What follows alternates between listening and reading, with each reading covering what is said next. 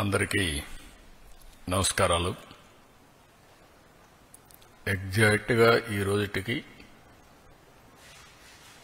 NDA నూతన ప్రభుత్వం వచ్చి 1 సంవత్సరం అవుతుంది. అదే సమయంలో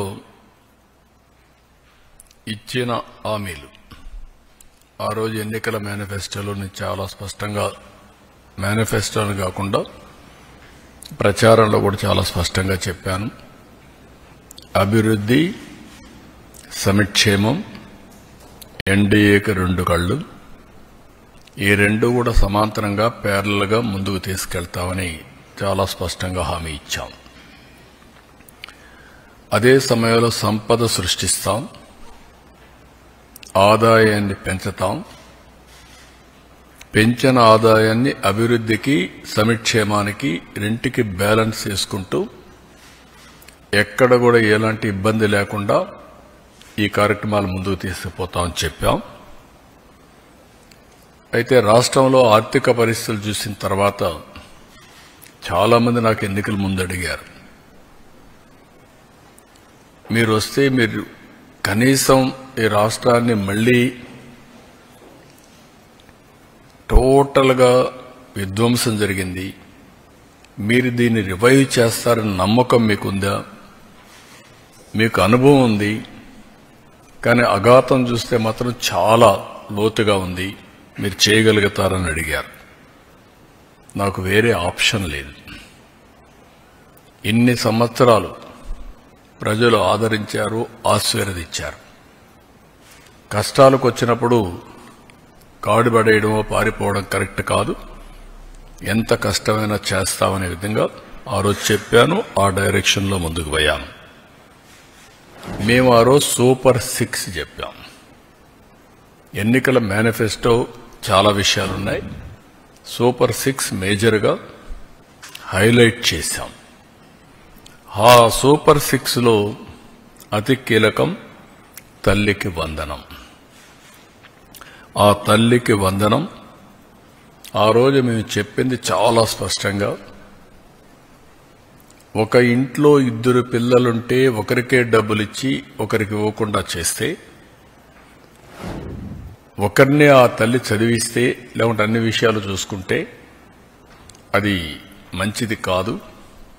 ఎంతమంది పిల్లలుంటే అంతమంది పిల్లలకి తల్లికి వందనం వర్తింపజేస్తామని చాలా స్పష్టంగా చెప్పాం.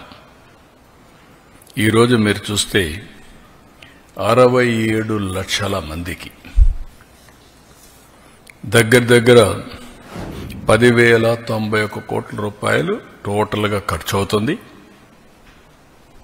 ఇందులో 1,346 కోట్ల రూపాయలు స్కూల్ డెవలప్మెంట్కి వెళ్తుంది. ఇందులో ఏమీ మార్పులు లేవు. ముందు ఏదైతే ఇచ్చారో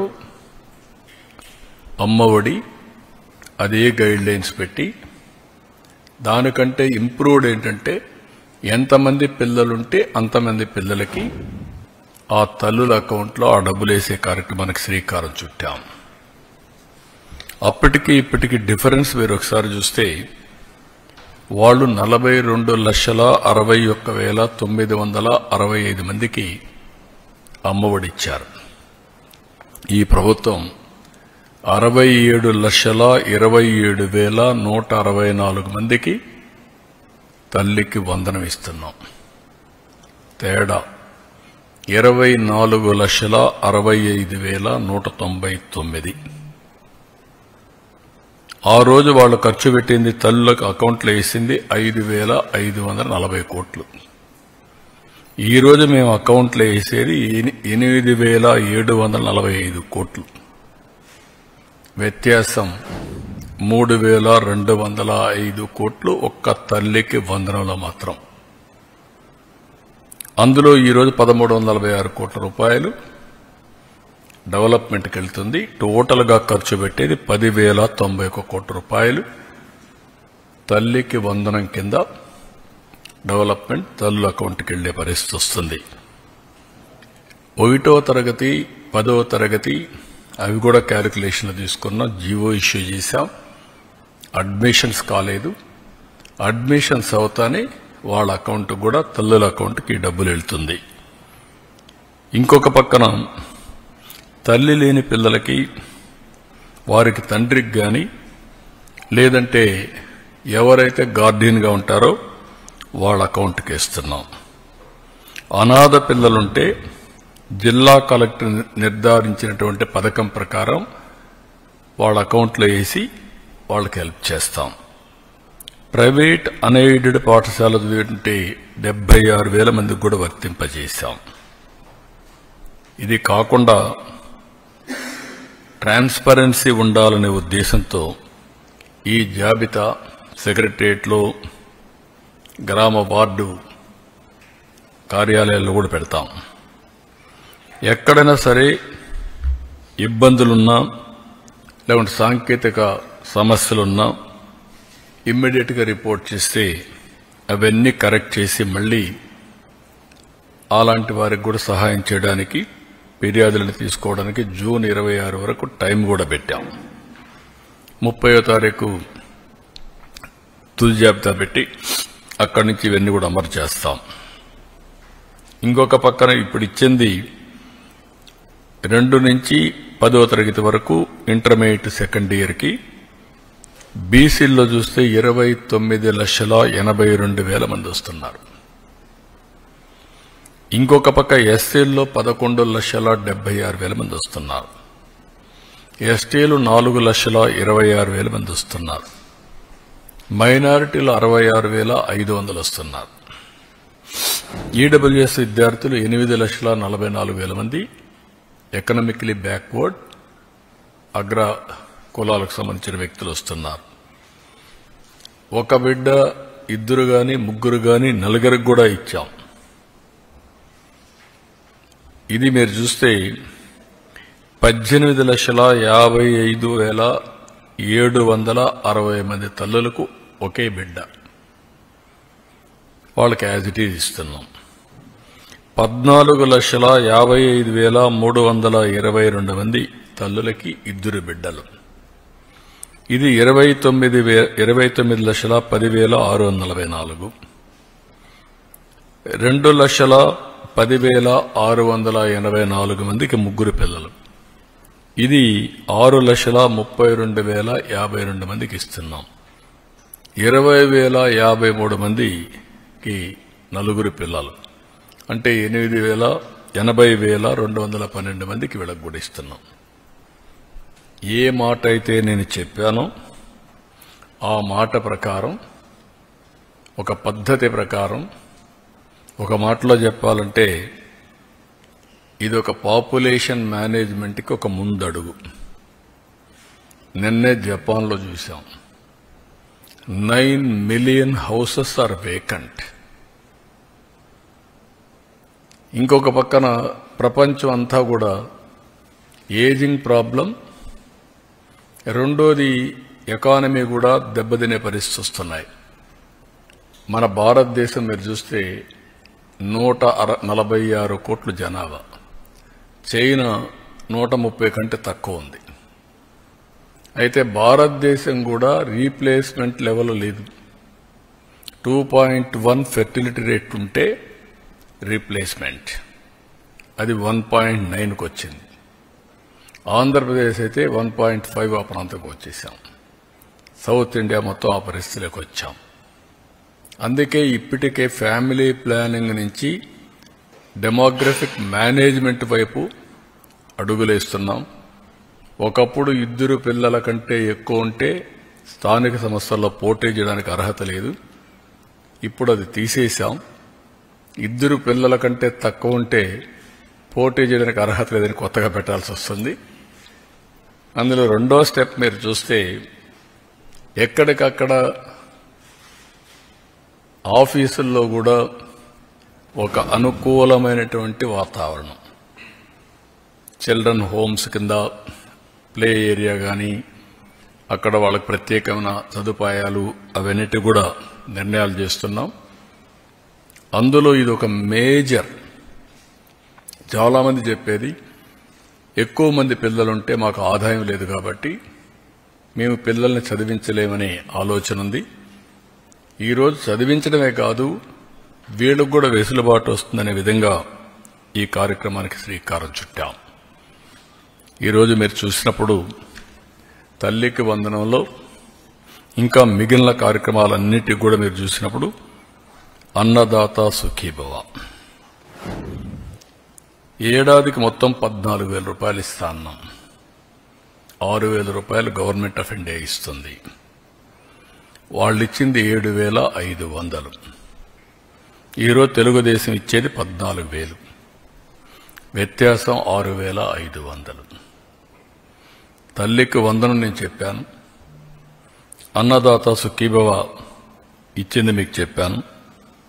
దీపం 3 సిలిండర్లు వాళ్ళు ఏమీ ఇవ్వలేదు.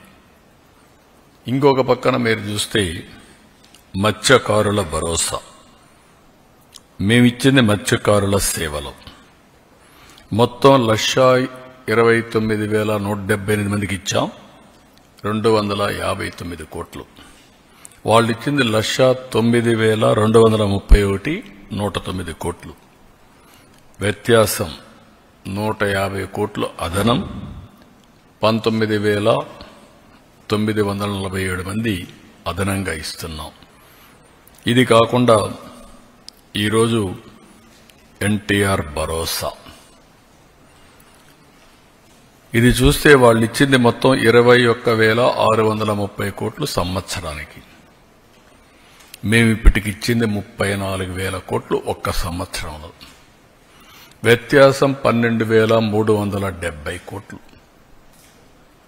అంటే బటన్ నొక్కుతున్నా సమీక్ష ఇవ్వడలని మాట్లాడే పెద్దలకి ఇవన్నీ అర్థం కావాలి. ఆ రోజు చేసిన పని రాష్ట్ర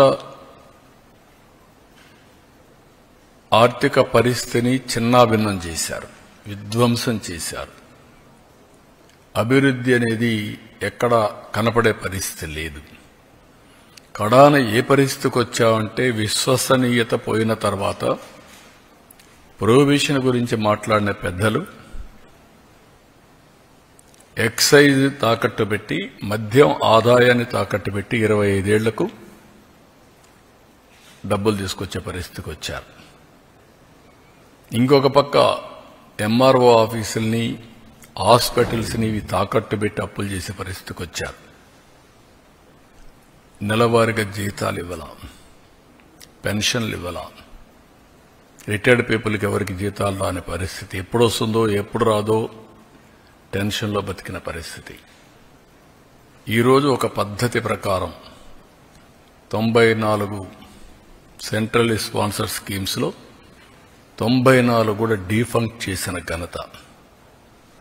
ఇవన్నీ కూడా ఆర్థిక వ్యవస్థ నిర్వీర్యం చేయడానికి పనికొచ్చాయి, అస్తవ్యస్తమైపోవడానికి పనికొచ్చాయి. ఈరోజు అన్నా క్యాంటీన్ మీరు చూస్తే మొత్తం 204 పెట్టాం. 2 కోట్ల మందికి ఇప్పటికీ అన్నా క్యాంటీన్లో భోజనం ఏర్పాటు చేసే పరిస్థితికి వచ్చాం. 4 కోట్ల భోజనాలు.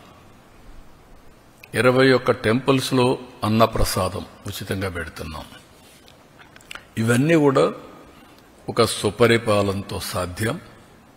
ఆ సుపరిపాలనలో కూడా మొదటి అడుగు. అదే మరిగా మేము దీంట్లో మీరు చూసినప్పుడు చాలా స్పష్టంగా నేను అనేకసార్లు చెప్పాను. వీలైనంత వరకు అన్ని కూడా మేము అనుకున్నట్టుని చేస్తూనే ఒక స్పష్టమైన వైఖరితో భవిష్యత్తులో ముందుకు పోయే కార్యక్రమానికి శ్రీకారం చుట్టాం. 20 లక్షల మంది యువతకు ఉద్యోగాలు ఇవ్వడానికి ఇప్పటికే 9,50,000 కోట్ల రూపాయల పెట్టుబడులు, 8,50,000 మందికి ఉద్యోగాలు, ఇంకా మిగిలినట్టు కూడా ఏమేం చేయాలన్నీ వర్కౌట్ చేస్తున్నాం. లోకేష్ గారి ఆధ్వర్యంలో ఆయన చైర్మన్గా ఎంప్లాయ్మెంట్ జనరేషన్ ఇన్వెస్ట్మెంట్ ప్రమోషన్ ఈ కార్యక్రమాన్ని కూడా కన్సర్న్ మినిస్టర్స్ తో వర్కౌట్ చేస్తున్నారు. అదే మరిగా వారికి నిరుద్యోగ భృతి కూడా, అంటే ఈ రెండు లింక్ చేసి ఏ విధంగా చేయాలి, వాళ్ళ స్కిల్ డెవలప్మెంట్ ఎట్లా చేయాలి, వర్క్ ఫ్రమ్ హోమ్ ఇవన్నీ కూడా ఎట్లా తీసుకుపోవాలనో అవి కూడా వర్కౌట్ చేస్తున్నాం. ఫైనల్గా ఏవైతే చెప్పామో అన్నీ కూడా ఆడబిడ్డ నిధిని P4కి లింక్ చేస్తున్నాం. ఎందుకంటే అన్ని యూనిఫామ్గా అందరికి ఇస్తున్నాం. ఇంకా పేదరికం ఉంది. పేదరికంలో నిరుపేదలున్నారు. అలాంటి కుటుంబాలని ఆర్థికంగా పైకి తేవడం కోసం వినూత్నమైన కార్యక్రమాన్ని P4 తీసుకొచ్చాం. ఫస్ట్ ఫేజ్ జీరో పావర్టీ, ఆ తర్వాత ఆర్థిక అసమానతలు తగ్గించి మెరుగైన జీవన ప్రమాణాలు. అందులో భాగంగా ఆడబిడ్డ అనేది P4కి అనుసంధానం చేసి దాన్ని కూడా ముందుకు తీసుకెళ్తాం. వాళ్ళు పెట్టే డబ్బులే కాకుండా మనం ఇచ్చే సంక్షేమ కార్యక్రమాలే కాకుండా అదనంగా ఇది కూడా కొంత డబ్బులు ఇచ్చి దాన్ని అవసరం మేరకు వాళ్ళని కూడా పైకి తీసుకొచ్చే కార్యక్రమాన్ని చేస్తాం. అల్టిమేట్గా రాష్ట్రంలో మెరుగైన జీవన ప్రమాణాలు అందించాలనేది తెలుగుదేశం పార్టీ యొక్క, అదే మరి ఎన్డీఏ యొక్క ఆశయం. ఆ ఆశయానికి అనుగుణంగా సంక్షేమం, అభివృద్ధి రెండు ప్యారలల్గా చెప్పిన హామీలు నిలబెట్టుకోవడానికి ఇబ్బందులు చాలా ఉన్నాయి.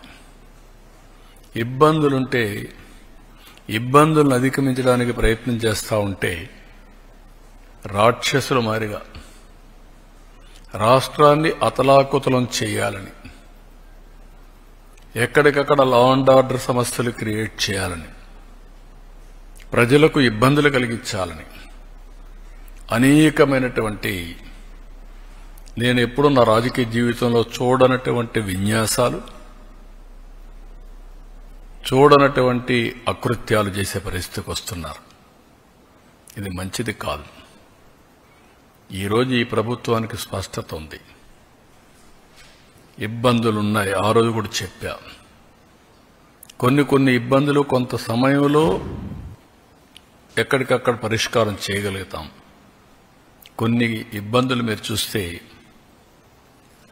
గంజాయి, డ్రగ్స్, అడిక్ట్ అయిన వ్యక్తి మార్చడం అంత ఈజీ కాదు.